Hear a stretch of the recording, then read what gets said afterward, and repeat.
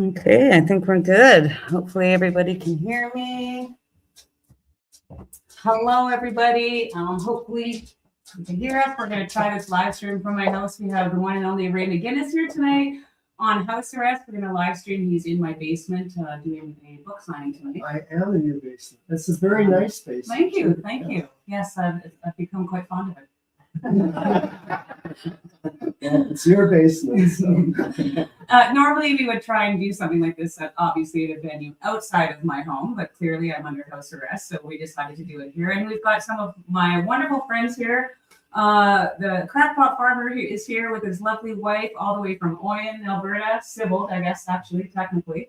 And some of the ladies from my original finance committee. I wish I could show them all to you, but you know, I can only do what I can do with one camera.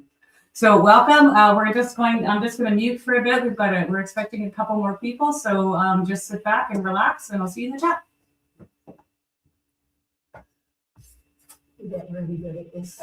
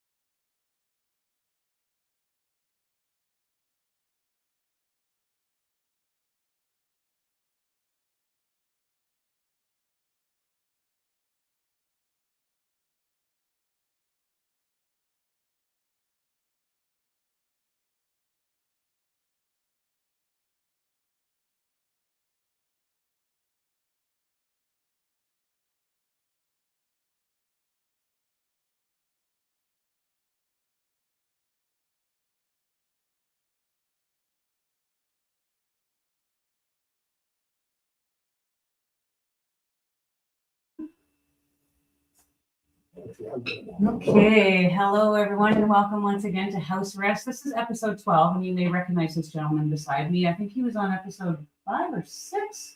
Somewhere back in mid-November. Yeah, that's right. Yeah, we did an episode with Ray and Gordon McGill. We were discussing the Coots Boys. Yes. Yeah, so, and anyone that's followed Ray's work will know that he has been a huge advocate for justice for the Coots Boys.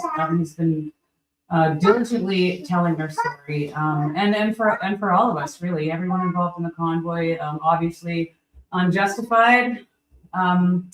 I was just saying to Ray before we started this evening that after Friday's ruling, this seems a lot more poignant, and so I would encourage you to get it. I'm going to put a link in the comments. You can get this on Amazon. You can get it on Amazon or your favorite order for your favorite physical bookstore if you want to. Yes, I have hopefully they will accept ordering such a controversial dissenting book. That's right. Was it a bestseller?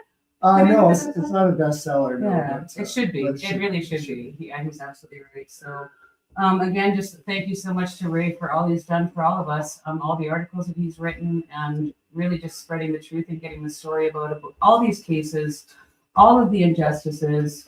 He showed up at the POEC actually, and that's where I met Ray for the first time. We sort of met in passing as I was walking back in and he was leaving, and I think he was shaking his head a little bit with some of the stuff that he was hearing in there. So all the testimony was exonerating the protesters. That's right, exactly. So he's a great friend. He's a great author. I encourage you to pick up his book. So we're going to let Ray take over now and give us a book talk, and then we'll take some questions, and please enjoy. Thank you, Tamara. It was great to be on the house arrest in the house. Yeah, the official house. So I thought, well, I do different book talk, but I thought I'll just do a little bit of an expanded book talk this evening because I've thought a lot about writing about the book UnJustified, and I've thought a lot about what was it like for me before the pandemic, before the Freedom Convoy, and generally I grew up in Vancouver. I was born in Vancouver. My parents on both sides of the family came from Alberta families. My dad was raised in a little hamlet called Manola between Barhead and Westlock on a farm.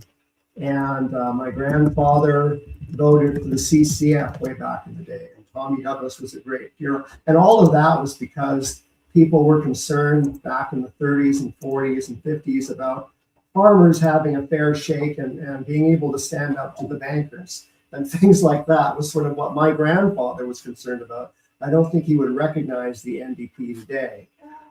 Then on my mother's side of the family, my grandfather was a doctor, but a doctor farmer, and my grandmother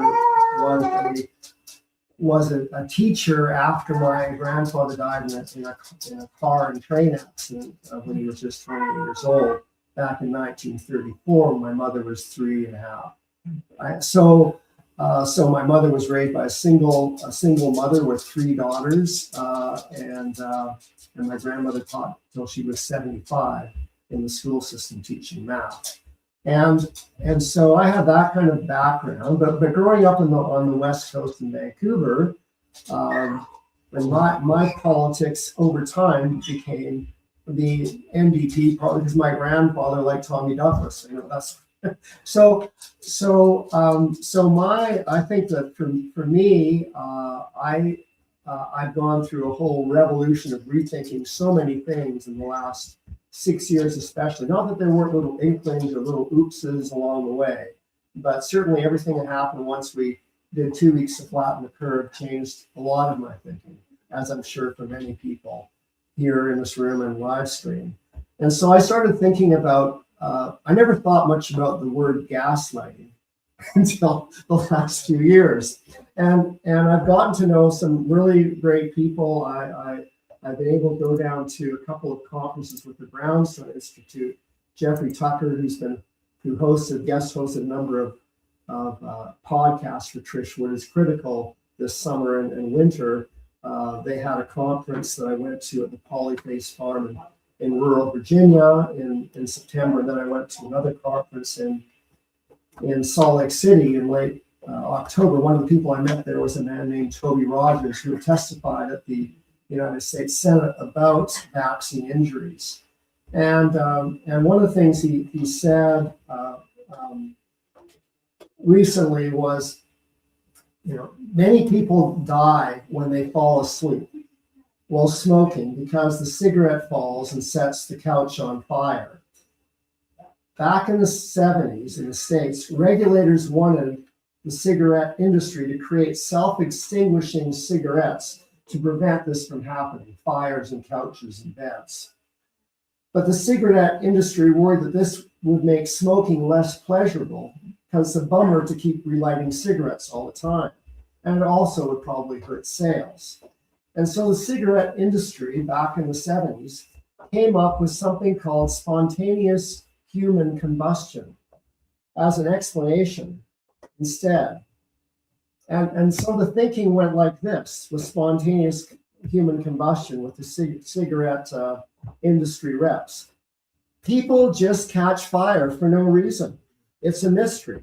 And so in the 1970s and 80s, in a variety of tabloid newspapers around America and grocery store checkout, you were filled with stories of spontaneous human combustion. Is it vengeful aliens? Is it vengeful ghosts? Are these secret Russian weapons? As the cigarette industry fended off more regulation, presumably those stories were written and paid for by the cigarette industry. And then I thought I read up a story because I wondered, during the last 6 years about like this whole sea change and what's happening with big pharma. And I didn't used to think much about big pharma. I traveled from time to time, and sometimes I'd go to, I went to Peru in 2010, and I've been to Southeast Asia, and I would go to a travel clinic, and I would just think, I'm not going to get all the recommended vaccines, but I'll go and get my yellow fever when I go to South America, or I'll get Japanese encephalitis because they don't want to get Japanese encephalitis. And I had no fear because I thought my vaccines would all be safe and effective. I didn't even think about it that way, but it just seemed like the thing you did, like taking a vitamin pill. And so, but recently, in the last 5 years, with all that's gone on with the vaccines, I wondered about things like, well, what really happened with thalidomide, which was this pill that pregnant women were given, and then babies were born with deformities and missing limbs and strange ears and so on. And I read an article for the first time a couple of years ago that was published, it's carried by the CBC in 2012. And I wonder if they would carry a story like this today. The headline says, thalidomide maker apologizes 50 years after drug pull. The victims call company's gesture a disgrace and insulting. I'll read it further. The headline begins, the German manufacturer of the anti-morning sickness pill thalidomide, blamed for causing birth defects in thousands of babies, has issued its first ever apology 50 years after pulling the drug off the market. Quote, we ask for forgiveness that for nearly 50 years, we didn't find a way of reaching out to you from human being to human being, said Harold Stock, chief executive of Grunenthal Group, German pharmaceutical company, on Friday, September the 1st, 2012. We ask that you regard our long silence as a sign of the shock that your faith has caused us. And so what this representative from this pharmaceutical company in Germany was saying, we would have liked to have said something to the families that had children born, with all these deformities from thalidomide, but for the past 50 years, we've been in shock. And so I was thinking, maybe, Tamara, it's been now about a week, 7 days since the Attorney General or the Prime Minister might say something about the federal court ruling that the government was unlawfully invoking the Emergencies Act. And I thought, what would it be like if we waited until 2076 for some future attorney general to say, we meant to say something to all the Canadian people who had their bank accounts frozen and all the things that happened with the Freedom Convoy, but for the past 50 years we've been in shock, and so we haven't said anything. Yeah. So there's a way in which governments and corporations find ways to, in my way, kind of appall us in the way that they string us along with explanations like, I would have said something in the last 50 years, but I've been in shock, so I didn't know what to say. And so this is the kind of level in which we people, and I'm a person of goodwill. I mean, when I first heard about the the pandemic, I was already writing a controversial book about the families of the victims of September 11th and their effort to have a transparent investigation. My book is called Unanswered Questions, about the Family Steering Committee for the 9/11 Independent Commission. So I just wanted to keep my head down and just be a good citizen. I banged my pots and pans for 15 months. And then I had a friend who was eager to get his vaccine. He was 59 years old, and in the 18th of June of 2021, he got his vaccine. Within 12 hours, he had a catastrophic stroke, and he cannot walk, basically, or talk or work, to this day. And I had another friend in St. Louis, and she began to have heart issues in the summer of 2021. And my mother had a good friend who was in her mid-80s, but even still was very active playing tennis indoors. And when my mom's friend got her vaccine, she waited 15 minutes in the clinic and then got up to walk 3.5 blocks home and had to stop after a block and call a taxi because she couldn't make it home.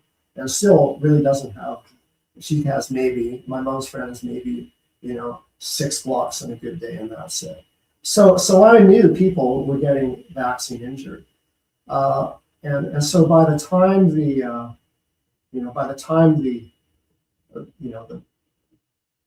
protests began, I really had a lot of questions, but at the same time, this was a lot of my friends and people in my life were all doing their best to be in their little bubbles. So I wasn't seeing people. It was a socially isolating time. And so, so I wanted to talk about as well, before the convoy began, when people like Christopher Freeland, when the convoy arrived in Ottawa, said, well, you go back home, or why didn't you, bring this up back where you live? And just one anecdote. Mary Ann Cloak, who was for 34 years with the CBC and as a senior journalist and reporter in Winnipeg, was on the CBC news desk in Winnipeg. And she testified at the National Citizens Inquiry, and she recounted a story about what was happening in terms of trying to get a story about what was going on the ground. She said, I gotten a tip about a peaceful protest in Winnipeg about vaccine mandates, and it was in late August of 2021. There was about 2,000 people out in the street. We didn't cover it. We, the CBC, didn't cover it because it was decided at the editorial level that these people were spreading disinformation. This was just unbelievable, she says. I was stunned because I'd been sent in, to cover stories and do live hits from protests with 12 people present. But we were going to ignore a group this large and not send a camera and find out what these people had to say. I thought not only is the size of the group no newsworthy, it was both vaccinated and unvaccinated people that were walking together, and they were united in their opposition to vaccine mandates. I had gotten a call from someone on the protest line who says, where's the CBC? There's people here that are cutting up their vaccine passports as a show of solidarity against the mandates. And I thought, wow, this is a great story. This is great visuals. This is a powerful story of people at the grassroots uniting, vaccinated and unvaccinated. This is late August, Winnipeg, 2021. Why wasn't the CBC there? It was a decision made at the top level rather than looking at the news that was unfolding on the ground. Now, the cutting up of vaccine passports by vaccinated Canadians, citizens, was reminiscent of events that happened in America in the 1960s. In the protests of American involvement of the Vietnam War, thousands of young people, upon receiving their notice of being drafted, burned their draft cards. The first well-publicized incident of a draft card burning was on Christmas Eve, 1963, by a man named Gene Keyes, who was a conscientious objector and son of a University of Illinois professor. This was his protest, and one of the Chicago Tribune carried the story with the headline, "U of I, Professor's Son Defies Draft, Burns Card." And the image of draft burning, draft card burning became iconic throughout the 1960s. The New York Times and other papers ran these stories all the time. Time magazine covered a front page issue about a Catholic worker named David Miller, who worked in a soup kitchen in the Bowery in Lower Manhattan. And the Time headline read, "The draft out of the kitchen into the soup." Anyway, so it was a big story back in the 60s about draft card burning. And so there were eventually 25,000 people would burn their draft cards, but only 46 would be sent to prison. But these acts of draft card burning in small and large towns were all part of the bread and butter of news coverage all over America for years, from 63 into the early 70s. But in Canada, in 2021, in Winnipeg, in the summer of 2021, when vaccinated Canadians were cutting up their vaccine passports to be in solidarity with their unvaccinated fellow Canadians, the story didn't make the news. Marianne Klowak said, when asked why we weren't there, "I didn't get an answer. It wasn't worthy of covering because in the CBC's eyes, these people were disseminating misinformation. How could we say that if we'd never spoken to any of them?" We ran a few lines of copy that day saying more than 250 people in Winnipeg held a protest against the mandates. This was misleading and a half-truth. There were at least 2,000 people, unvaccinated and vaccinated together, protesting. By saying more than 250, we were trying to minimize, in fact, how large it was. And to me, we missed the story entirely, which was people uniting against a cause. Instead, that day, I was assigned a story about a cricket infestation. No one was sent to cover the protests, and the cricket story went national.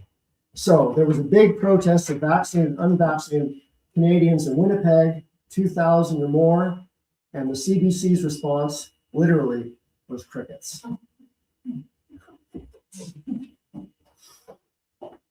Now I want to also, looking back on the view of protests, there was a liberal Canadian, democratic American view of public protests back in the 1960s.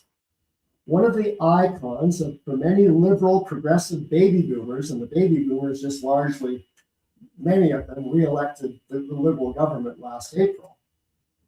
Back in the 60s, one of the icons was Attorney General and later New York State Senator Robert F. Kennedy, the father of the current RFK Jr. And in recent history, when there have been problems with government policy, citizens came to Washington, D.C. or Ottawa all the time to protest and seek change. In the summer of 1967, Senator Robert F. Kennedy visited dirt shacks of poor African Americans in Mississippi.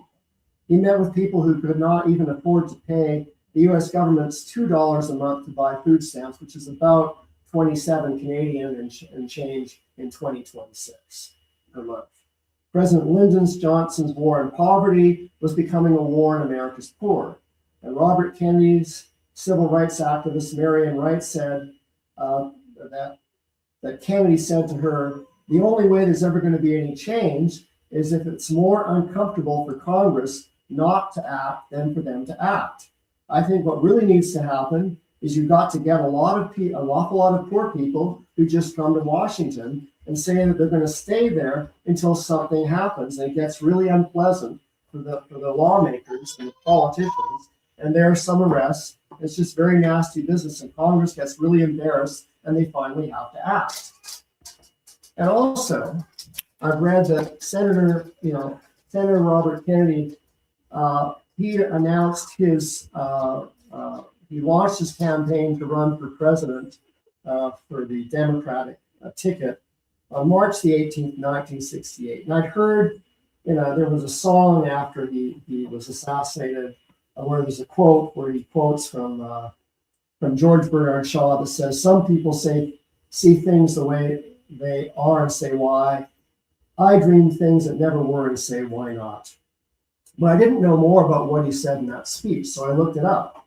And he quoted a newspaper editor and owner of the Emporia Gazette in Emporia, Kansas, back from 1932, editorial by William Allen White. White was a strong critic of the Ku Klux Klan, a proponent of Roosevelt's New Deal policies.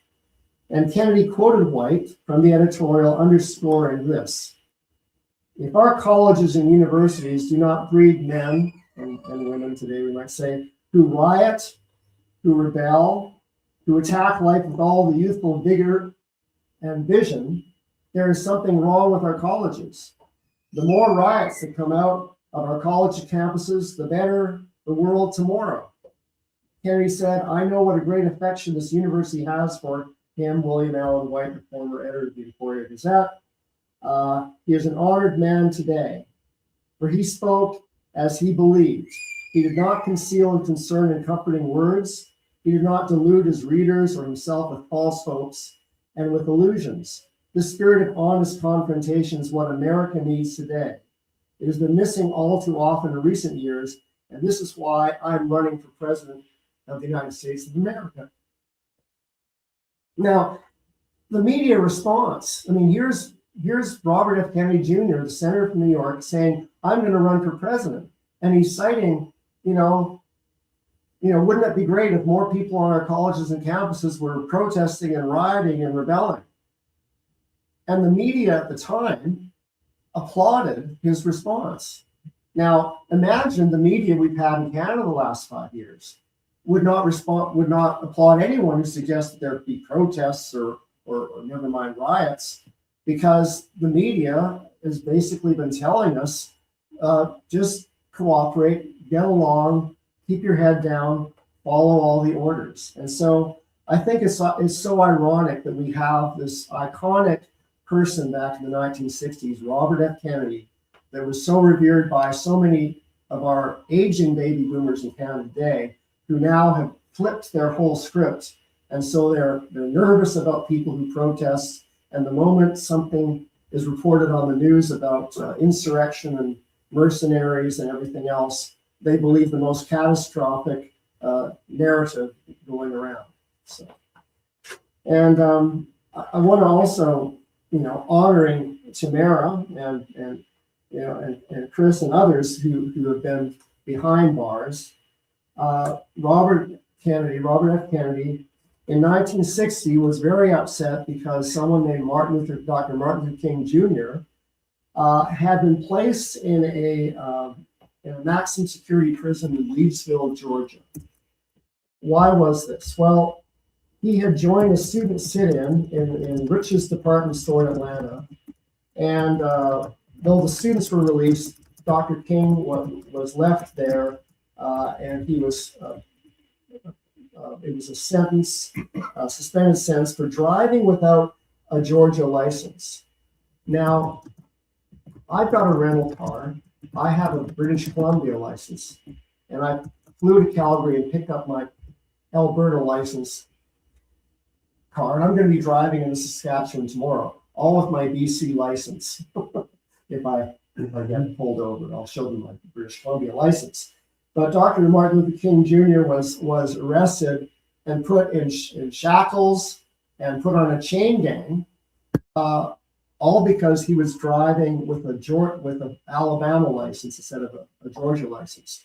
His real crime, it seemed to Robert F. Kennedy, was that he was traveling with a white man, and his crime was interracial driving. So, but Kennedy, phoned the judge in in Georgia, Oscar Mitchell, demanding to know why the judge hadn't recognized Martin Luther King's right to be bonded out. And, so there was this view, and this is the kind of story that would be told by people on college campuses and universities in Canada back in the 60s about how a punishment has to fit the crime. If someone's being arrested for having the wrong driver's license driving in a different state, you don't put them in shackles and make them work on a chain gang. And in the same way, we have witnessed Tamara getting a photo with Tom Marazzo, and then the lawyer nearby, and nonetheless, in swooped the authorities to take you from Medicine Hat all the way back to Ottawa. Homicide detectives, no less. Aren't I special? Not just any detective. It was like, because they don't have things to do like, solve murders or anything. Yeah. So again, so many things have happened that just flip the script. It's like people who once cared about these stories that I'm citing. I mean, that would have been known. I took part in conversations in university where people would talk about these things in a civics class or American politics class, and it was all got people really worked up, but they were familiar with these kinds of stories or others like them, and yet that generation by degrees, not all of the people who are baby boomers have forgotten that or forgotten the fire of why it's important for college students today to be, demanding questions and so on. But many people have gotten to a place where they want to be, where safetyism is the new god, and that's dangerous.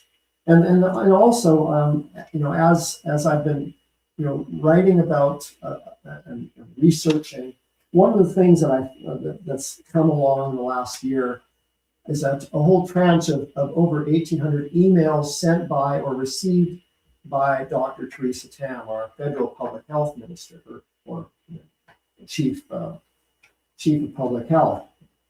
And just sort of context, before I cite a few things in my book, on January 29th, 2020, an internal email was sent at 8:14 p.m. to both Dr. Theresa Tam and the Deputy Chief of Public Health Officer Dr. Howard New.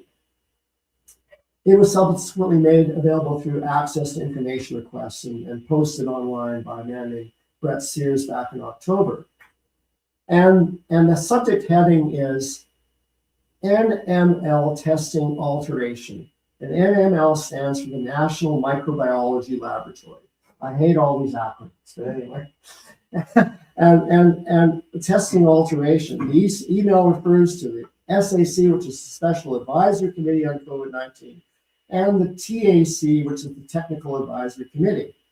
Now, we got this National Microbiology Laboratory testing alteration.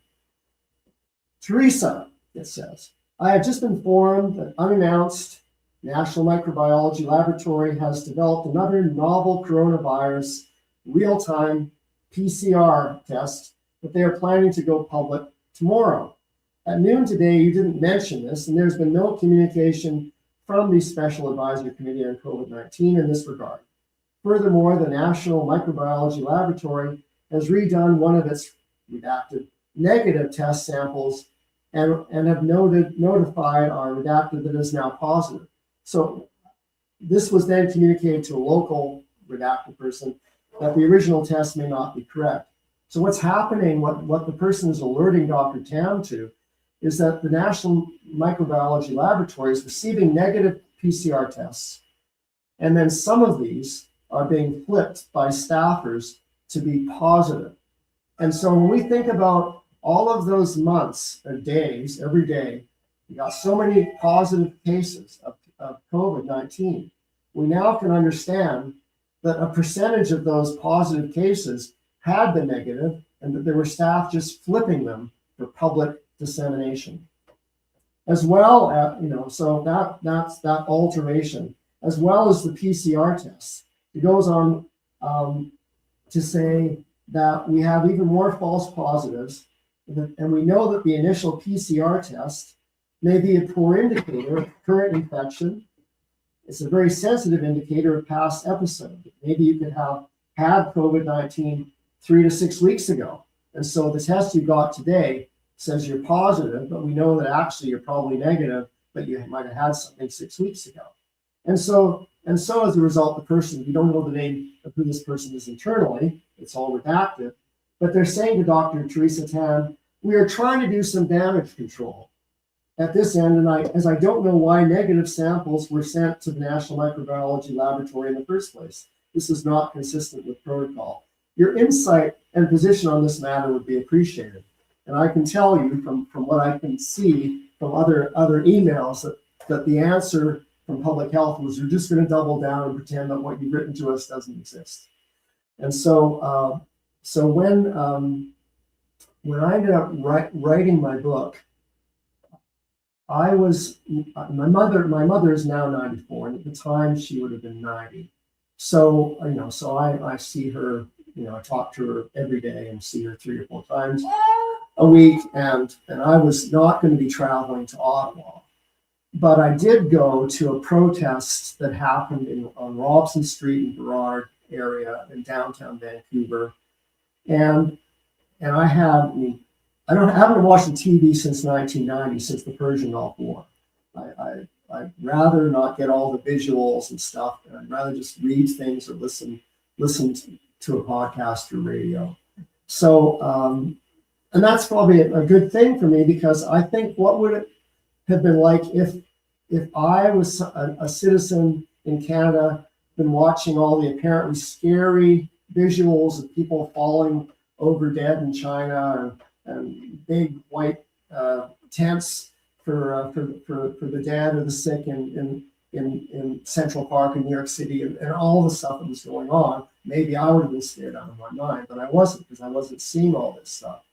So I went to this protest, not knowing who would be there, and I knew that there were some people. Some people told me that, well, these are scary people. There might be white supremacists, and I thought, well, I know the downtown Vancouver area pretty well, and if I have to, if it gets frightening for me, I can just duck down an alley. But anyway, I got to this. There was a band stand and a platform, and a woman was speaking. And the person speaking was Anita Krishna. Anita Krishna had just been fired after working for 20 years with Global TV News, and she was somebody responsible for doing, directing the nightly newscasts. And she said to quote this what she actually said, because I wrote it down when I listened to her speaking. She invited us to look around at who was there, a variety of people from different ethnic backgrounds, Caucasian, Asian, and so on. And she said, all you people here today, all of what you're seeing, this is not going to happen tonight on the 6 o'clock news. And you know how I know that? Because I directed the news for 20 years at Global TV. And so when I heard that, I wasn't watching the news about what was happening at the convoy in Ottawa, but I knew that very likely I could trust that whatever the stories were that were coming out of Ottawa, that they weren't trustworthy. But what was happening for me in my own life was I would have these occasional visits with people who were watching the nightly news on CBC and CTV and Global, and they were just exploding in anger at all of the Nazis and white supremacists and rapists and people who were trying to overthrow the government, and I'd just be listening. It was like I was a counselor and I was doing a therapy session all of a sudden. I didn't plan to, but the people were so upset from what they were seeing, and I just didn't know what to make of it.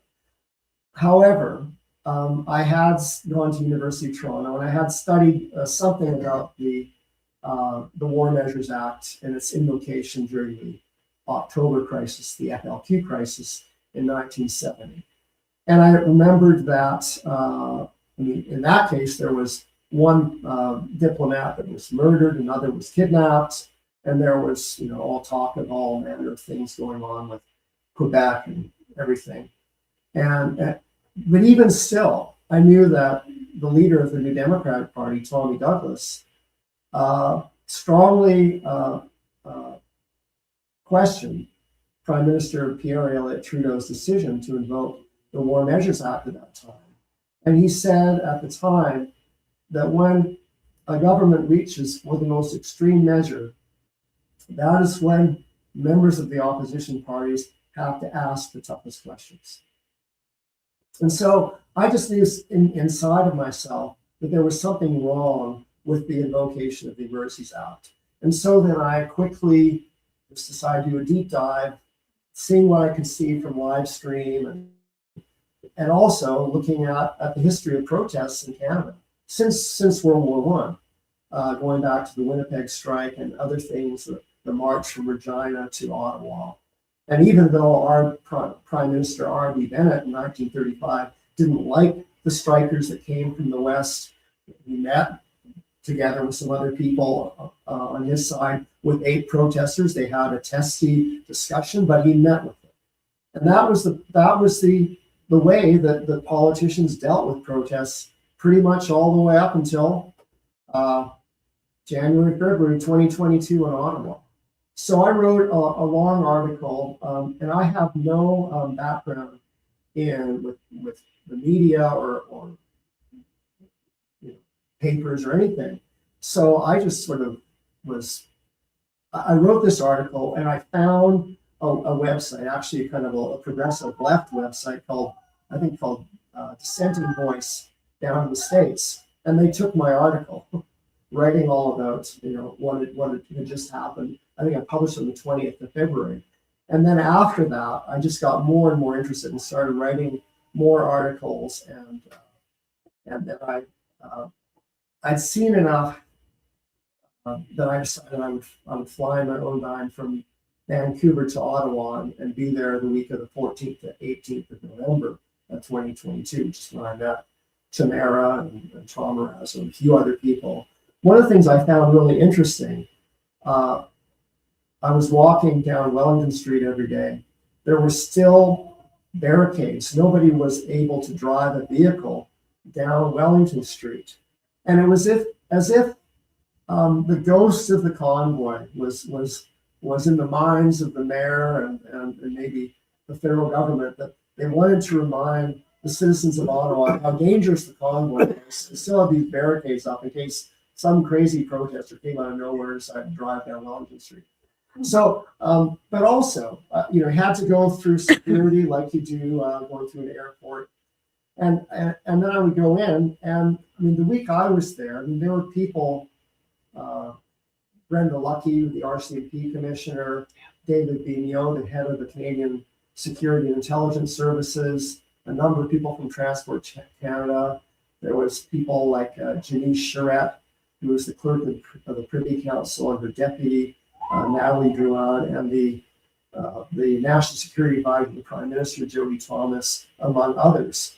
And most of these people I've never heard of in my life, and I took lots of notes and listened, but I also was aware that most of the time that I was there that week, Tamara wasn't on the stand, Justin Trudeau wasn't on the stand, there were maybe 6 to a dozen people in the gallery listening. And so I thought, this is really interesting. There's been this really consequential event in January, February of 2022 in Ottawa. You have people that are supporting the protesters, and we can see from the kind of the map of where the crowdfunding was happening. There were a lot of people giving money in Ottawa, plus a lot of people coming down with little bags of cash or envelopes or handing money to protesters or giving them food. And then there were a lot of people that were angry and upset about the protests. But there were people that had strong feelings on all kinds of sides. But when it came to actually being in the gallery to see the Public Order Emergency Commission, there wasn't that much interest. People seemed to want to hear what the media would tell them and what was happening. I think that's too bad, because the week that I was there was an awful lot of testimony that was really exonerating the protesters. I'll give you some examples. Janice Charette put together, was one of the key people putting together the incident response group with a bunch of poobahs from different cabinet jurisdictions and other policing agencies, and they all were together. And they're trying to figure out what's going on? Why are these people here? What can we find out? And they did not decide they would send one or two or more amongst themselves out, perhaps with armed bodyguards if they needed to see who these people are and meet them or observe them from the edge of the sidewalk. No. Janice Charette said she got some of her best information about who the people were who were protesting from watching the nightly news. So you have this loop where you got the key people that are supposed to be giving the prime minister direction about whether or not to invoke the Emergencies Act that are turning on the nightly news to see what Rosemary Barton or her counterparts on CTV or Global News are saying about the protesters so they can make up their mind about whether or not to invoke the Emergencies Act or not. There was Jody Thomas, the National Security Advisor to the Prime Minister, who was very impressive on the stand, and she had a long suit with Coast Guard. She had only been in her position for a month. She was not acquainted with intelligence and all of those things. You might want to have someone in her position, but nonetheless, there she was. And within a month of her getting her new position, she was advising the Prime Minister to invoke the Emergencies Act. So she was asked about, there was the Emergencies Act replaced the War Measures Act legislation in 1988. Karen Beattie was the minister in the Mulroney government. And it's very clear there's 4 triggers for a national emergency. There's sabotage, espionage, serious violence that neither the police nor the military can handle, or a plot to overthrow the government. And then these things have to be tangible, not just theoretical. So, she, like others earlier in the week, like David Vigneault, kind of went, no. But she didn't say no to all of them. She said, when she was asked about serious violence, she didn't say, yes, there was serious violence. She said, well, there was continual violence. So she swapped out the word serious. Now we're talking about continual violence. Well, what do you mean? She said, well, there was honking of horns. And it had already been established from my hearing people talking under testimony that week that the horn honking through an injunction with Justice McLean had stopped for all intents and purposes by the 7th of February. And the Emergencies Act wasn't invoked till the 14th of February. I have a colleague, author, Donna Laframboise, who wrote a wonderful book called Thank You Truckers, and she's a former National Post reporter. And she arrived with a friend of hers who actually just wanted to go shopping in Ottawa, but there they were at the protest. And Donna Laframboise said to me that she was surprised when she arrived on the afternoon of the 7th of February and stayed there till about the 12th. She was surprised that there was really hardly any honking at all. And so that's reflected in what I'm learning was that there were road captains for each block captains, and they would go around and say, well, this is the injunction, put it on the dashboard of each driver, each truck driver or other drivers of other vehicles, and say, this is the injunction, you can't honk your horns. And if you do honk your horn, we're going to come and cut your airport. And so it seems to me from what I can gather, and Tamara and others may know more, but that the real exceptions, if there was anybody that came in and honked their horn after the 7th of February, it would be somebody coming in from the Maritimes or Quebec or somewhere else in Ontario or the West that hadn't got the memo about the injunction. They might come in and honk the horn and then quickly be told, no, we're not doing that anymore. So there was that. So that doesn't really seem to hold water, Jody Thomas. She said, well, there was pollution. And she explained, well, there was diesel trucks running, diesel fumes. Now, we live in a country where from time to time we hear about one of maybe over 100 different First Nations reserves where they haven't had clean drinking water for a half a dozen, 25, 30 years. Now that's pollution. There's a problem with pollution there. But in any event, there was this lure toward catastrophizing. And I don't know, it'd be interesting for someone to try, and I'm not going to do this, do a study of the kind of person that ends up in these kinds of key positions. Maybe they're kind of filtered out through human resources. They get certain kind of people who end up being the finalists to be interviewed. And maybe they're the kind of people who are most likely to jump on a bandwagon for catastrophizing. An example of that is Natalie Duran, who's the deputy clerk of the Privy Council. And she was asked about invoking the Emergencies Act. She said, well, we had to invoke the Emergencies Act. If we hadn't invoked the Emergencies Act, then there might have been a real emergency. And it's like this thinking is like we had to like preemptively invoke the Emergencies Act because then things could have gotten out of hand. Well, what do you mean? Well, they had children with them. And it's like they were using children as human shields. And I would look at the video, live streaming, you got children throwing snowballs, making snowmen, making little snow castles, and playing ball hockey, or being pushed around in strollers with their parents, or eating a hot dog or a samosa inside a warm truck. But the children were not. This was not the Syrian civil war going on Wellington Street. So, but there's this lure to catastrophizing, and I think that when you want to have people in key positions of power, who are the people who will be the people that the prime minister will turn to say yes or no, should I invoke the Emergencies Act in this case? You don't want to have people who are most closely resemble as personality types Chicken Little, who are running around saying the sky is falling. You need to have people in the cabinet, you need to have key senior bureaucrats who are the kind of people who might say, in the face of other people that are feeling nervous and anxious, calm down, it's not that bad. But we didn't have that.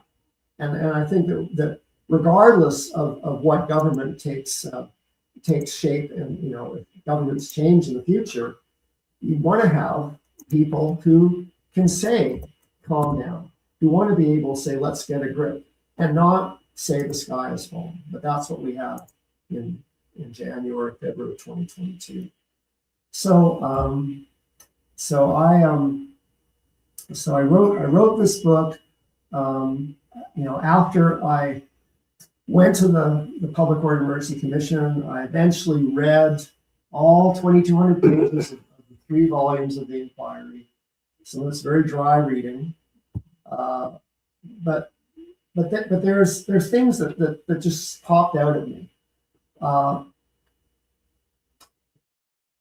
Justice Paul Rouleau is musing at one point about serious violence and how you deal with the violence. Now, of course, nobody was arrested in Ottawa for punching anybody in the jaw or kicking anyone in the shins. There was no incidents where a business was able to say, this protester broke my front store window. That didn't happen. So we've got a lack of violence, but nonetheless, there's this kind of rolling sense that there was violence in the air. And Justice Rouleau, is at one point is asked, well, could we have called in the army? And he says, well, could have called in the army, but but that was then and this is now. Now, I suppose we could say this is now we have a smaller army, but the capacity to deal with a protest and peaceful protesters was still there if they wanted to. But this is the kind of way in which there's just flippant conclusions that are reached, a rush to judgment, a rush to shrug the gravity of the question they're being asked to consider. And this happens over and over again.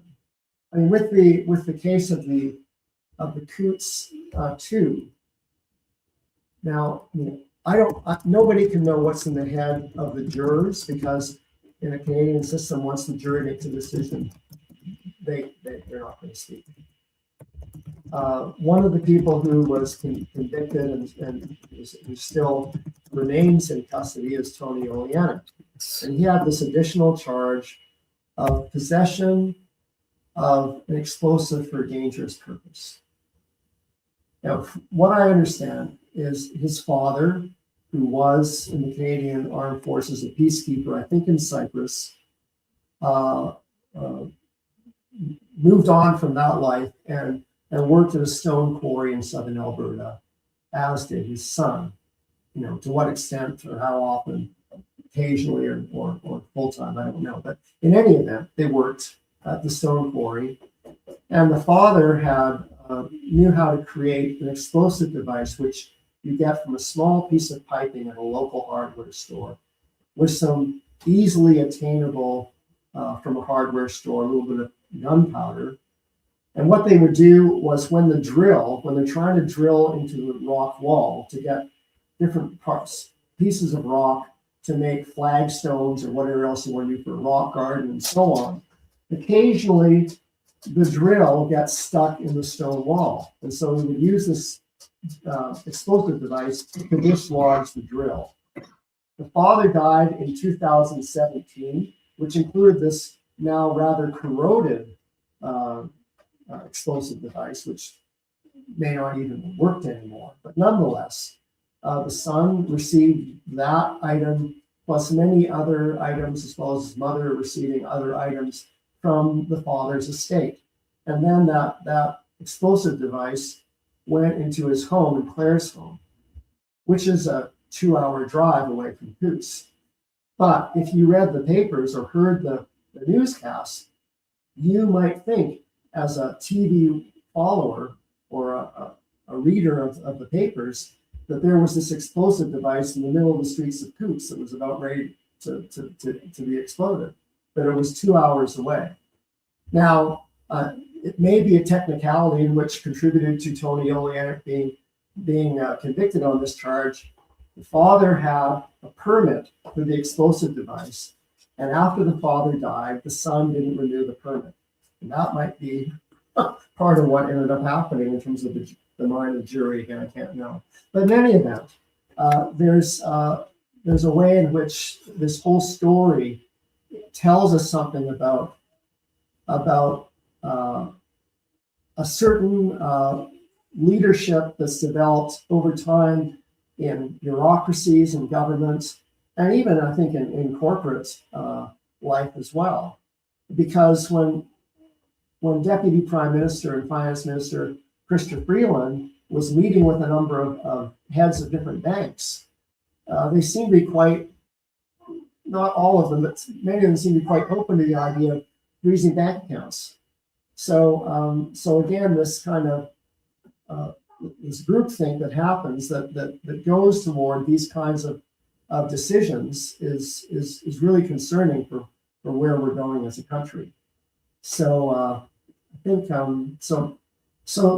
so I read the whole 3 volumes. I read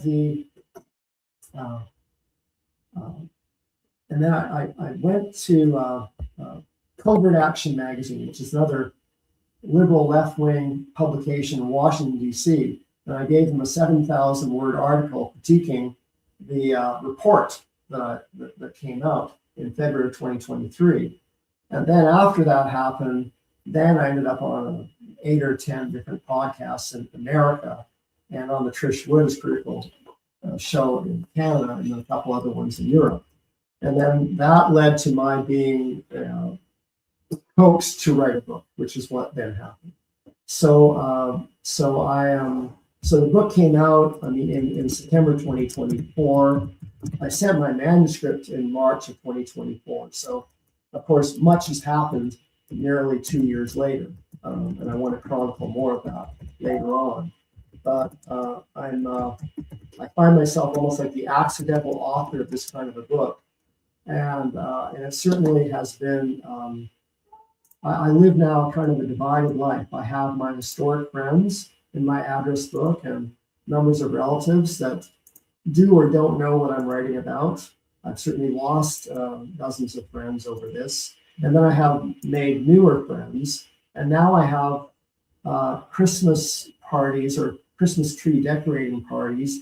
I have my historic friends that meet together and talk about things and sing some carols. And then I have my newer friends who are, a teacher that was fired from their job for having a class discussion with grade 6s before the convoy even arrived in Ottawa to ask them what they thought about the news story. They were fired from their job doing that. I've met a number of doctors that have talked about the science in the way that Dr. Anthony Fauci and Dr. Teresa Tam never could seem to, and Carl Harrison and other people that I've gotten to know, and so it's a very interesting road, but I feel like I take one step at a time, and tonight the step I took led me to this house, the house of Lich. So The house of house arrest. the house of so I hope that wasn't too long-winded, but thank you so much. No, that was fantastic.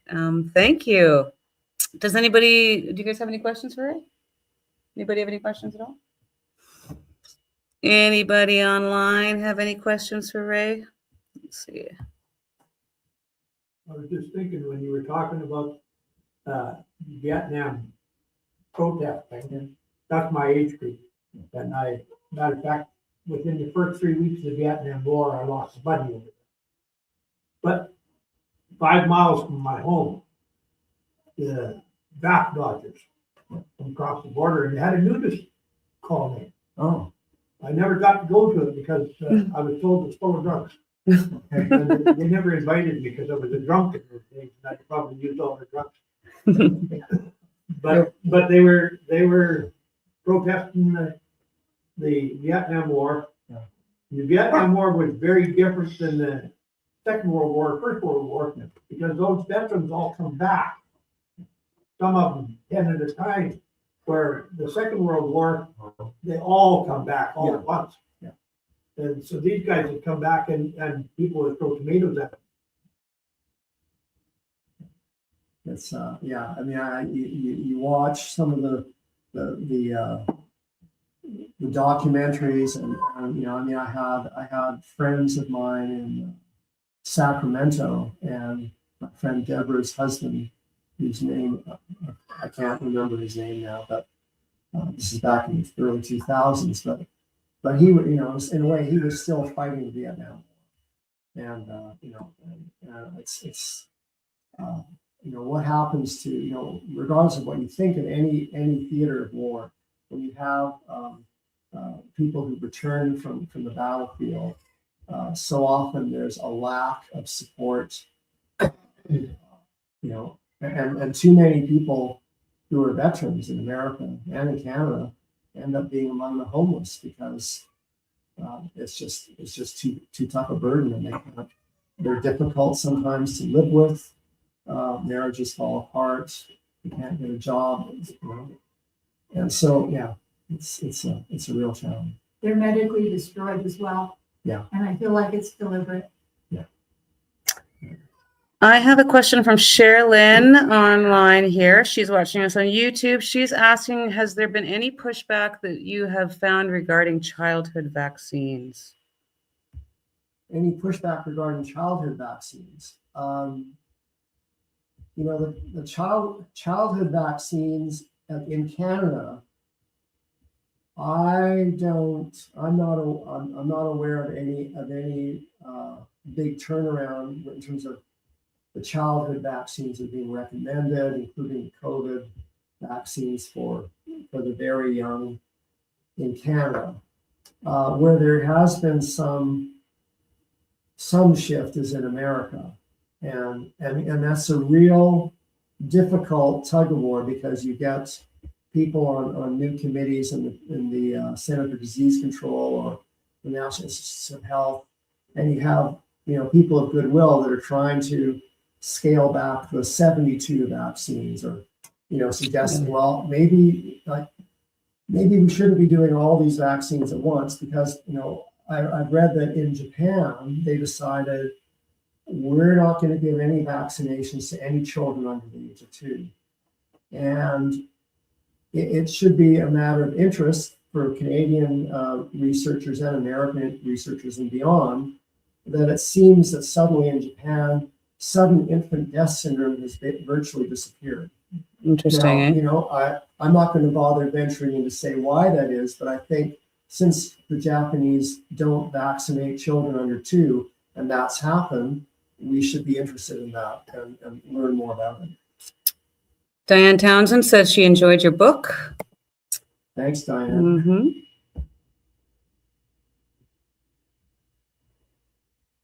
I'm in the USA. My state is still upholding childhood vaccines that were removed. That's from Cat Wright in the USA. So must be dependent on states. All right. When you were doing all your research for this book, what was the biggest thing that stuck out to you when you were going through and learning about all of how politicians got they're stuck in feedback loop where they get information? What was the biggest glaring incident that stuck out to you where someone was getting their information from a bad place and made decisions?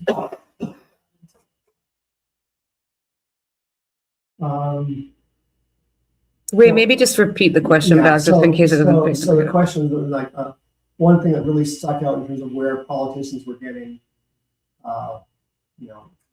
bad information, leading to policies that they were implementing. Well, I've now read the heavily redacted 59-page agreement between the government of Canada and Pfizer that came out in October, I think October 26th of 2020, signed by Anita Anand and Pfizer. And it's very clear in that agreement that the government of Canada, or anybody who knows how to read English, should know that what Pfizer was telling our government was that, we've only had trials for, these many weeks, 8 weeks, and we don't know what the outcomes are going to be when people take these vaccines, because you can't say, well, we know that people with Crohn's disease are going to fare poorly, or you don't know, because you only have 8 weeks of data. So I think that the dishonesty of knowing that Pfizer was saying we can't guarantee that this is going to be safe, basically is what they're saying in the document, and then the government, the cabinet just barrels along and says, great, we've got this vaccine. So that would be one thing that stands out for me. So there's an awful lot of dishonesty. Down in the States, Pfizer and the FDA, forget, Federal Drug Administration, were tag teaming regarding trying to make sure that all of Pfizer's documents would not be released until, I think, 2096. And thankfully, there was a judge in the States that said, no, you have to release them. But one of the documents that got released was about, which I cite in my book, the cumulative data of what was happening in the first really 75. It's like 3 months, but really for most cases, mid-December until the end of February. What are the adverse reactions that are happening from not just America, but other countries as well? And what Pfizer's worldwide safety branch reported to the higher ups on the 30th of April 2021 was that by the end of February, 1,223 people who had received their new vaccine had died. Now, at that point, like 28th of February, there's still going to be some people who've been jabbed that maybe die a few days later in March that won't have gone to an autopsy or seen a coroner and so on. But in any event, that should have been a big headline, and it was now. It's information that was known. I think that people like Rochelle Walensky out in the States and Dr. Teresa Tam, Dr. Bonnie Henry, and your Dr. Dina Hinshaw. Yeah, Hinshaw would very likely have known about this kind of information. And then their response, let's do damage control. So this is one thing that's very disturbing about the insular. It's like we need to defend. They don't want to defend the public. They want to defend the institution, and that's a disturbing road that we're on. Thank you for your question. Rick Sproul, our good friend who was with us in Ottawa. He came with one of our road captains, Ryan, and he says, thank you for the book. Great work. Thank you. All right. Does anybody else have any more questions for Ray? And if not, I'll just add one thing Yeah. about the book. Like, I mean, I was, the Frontier Center for Public Policy wanted me to go ahead and write the book. We got it done through the Sutherland House publisher in Toronto. The publisher decided to get the book printed in Turkey. And the book was probably going to be released and published in August of 2024. However, when it got shipped out of Turkey back to Canada, it spent 3 whole weeks at Canada Customs. And probably somebody got to read the whole book very carefully. So that's one thing, and for whatever reason, the publisher, Sutherland House, does not have my ebook up and running since mid-September, which frustrates me. So I don't know whether they get pressure from people. So, but I think too, like the book was written, once you get this book written, and so I kind of jumped right into the action in January 2022. But I know there's much more. Probably I'll write more in the future that tells more about what was happening before January 2022, because we need to tell the story. We also need to know our history, because we continue, if we turn to the national news, we continue to be given half-truths and flat-out lies. And and seeing our former Prime Minister, Justin Trudeau, being pursued by some people in the press in Davos. He was asked by a young British reporter, he was saying, how do you feel about what happened with the not only with the Emergencies Act, but also with the vaccine? And this young reporter is talking about how he's got, I think, family members or a colleague of his who's been very seriously. his mother, I thought it was, or his aunt, or it was his mother or his aunt. Yeah. So when people tell a heartrending story, somehow our Prime Minister thinks you're just going to wave it away. So we need to change the culture and try and help people revisit what it means to be compassionate. Mm-hmm. Yeah. Well, I think I'll just come and join you for a moment while we wrap up here. And I mean, I think that's one of the big things that we did sort of experience through the pandemic. And I always say it felt like we lost our humanity. And I mean, I just want to remind everyone that it has been 6 full days since the Federal Court of Appeals upheld Justice Mosley's decision. And we have yet to have a statement from the PMO. We have yet to have a statement from the Justice Minister. Our mainstream media is not asking any tough questions. I mean, it's quite unfathomable when you think about the magnitude of the ruling. I think it's day 7. Friday, Saturday, Sunday, Monday, Tuesday, Wednesday, Thursday. You're right, it is. And there was a really interesting comment a friend of mine made today, and it's like, it said something to the effect of, the one thing I learned about Canada is that mischief is treated more harshly than breaching the rights and freedoms of Canadians. I know. So it's pretty hard to understand. As you were just saying, I saw the Rebel News team over in Davos, and they were interviewing Justin Trudeau and Chrystia Freeland. And actually, that's the most I've ever saw Justin Trudeau speak to Ezra Levant in my lifetime, and even Chrystia Freeland for that matter. But it's really concerning that they really had nothing to say. I mean, there has to be justice here. We need to have accountability because we can't move on, in my opinion, and heal and but just heal, I guess, until we have some type of accountability and some kind of justice. I think that where we're at in Canada, we have developed a culture where, a different Justin Bieber had a song, "Is It Too Late to Say Sorry?" and there has been a sense in our country in the past where we're very polite people, and you know, even if someone doesn't bump into you, you say sorry before you bump into them. Or if you're 5 minutes late, you apologize profusely. And you know, so we fuss about things that don't matter very much, and then when really big things happen, we just ignore them. And I don't know how that has become trained in some people. Like, you know, if I just sort of hold my breath and ignore it, maybe it'll just go away.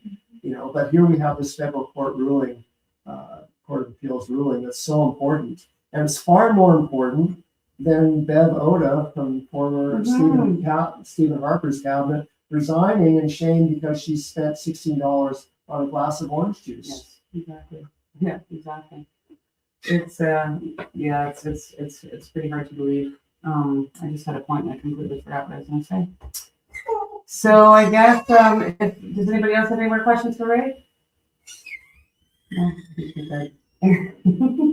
we got a little wee one up there. You could probably hear. She's pretty cute. She's pretty sweet. Okay, well, I guess we can let you guys go, and we're going to start signing some books here. So I want to thank all of you for tuning into House Arrest tonight with Just Tamara. Ray is heading over to Chris Barber's tomorrow. Actually, you guys are going to be doing it in a shop in Stewart Valley, I believe.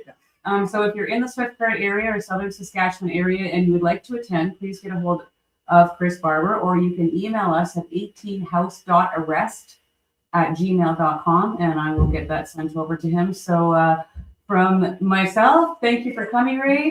They flew into Calgary yesterday and drove all the way out here today in his rental car. So I'm very happy to have you here. It's an honor to have you in my home. And thanks for coming. Thanks very much. Just sit here and look pretty until I get to shut up. Okay. Okay, have a great day.